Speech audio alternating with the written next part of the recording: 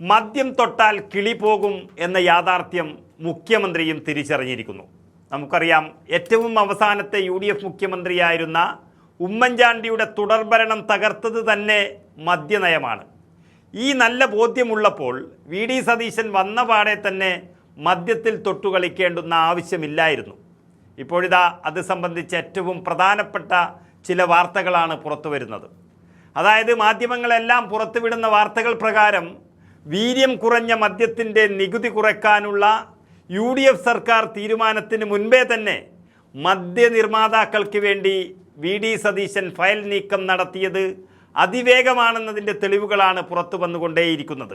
ഇത് മനസ്സിലാക്കിയ കോൺഗ്രസ് പാർട്ടിയും മുന്നണിയും സർക്കാർ അധികാരത്തിലെത്തി ഒരു മാസത്തിനകം ഈ സർക്കാരിനെതിരെ ഉയർന്ന ആരോപണത്തിൽ സതീശനെ കൈയൊഴിഞ്ഞിരിക്കുകയാണ്.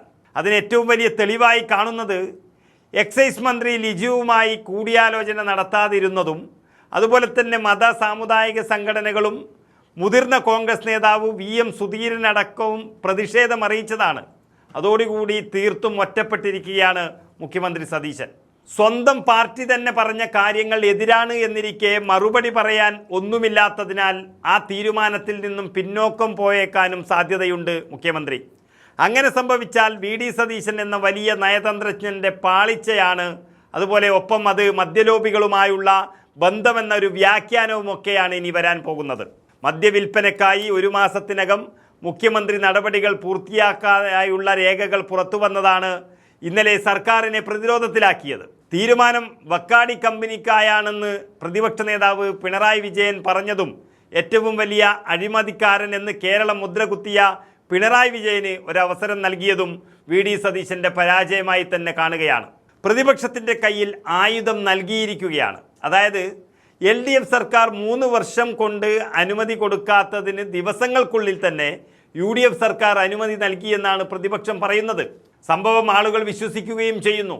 വക്കാടി എന്ന മദ്യക്കമ്പനിക്ക് വേണ്ടിയാണ് റെക്കോർഡ് വേഗത്തിൽ ഫയൽ നീക്കം നടന്നതെന്നാണ് പ്രതിപക്ഷം ആരോപിച്ചുകൊണ്ടേയിരിക്കുന്നത്. അതായത് ഇന്നലെ സമയവും സന്ദർഭവും എല്ലാം വെച്ചിട്ടാണ് ഇതിന് തെളിവ് നൽകുന്നത് എന്നുള്ളതാണ് വിശ്വസനീയമായത്.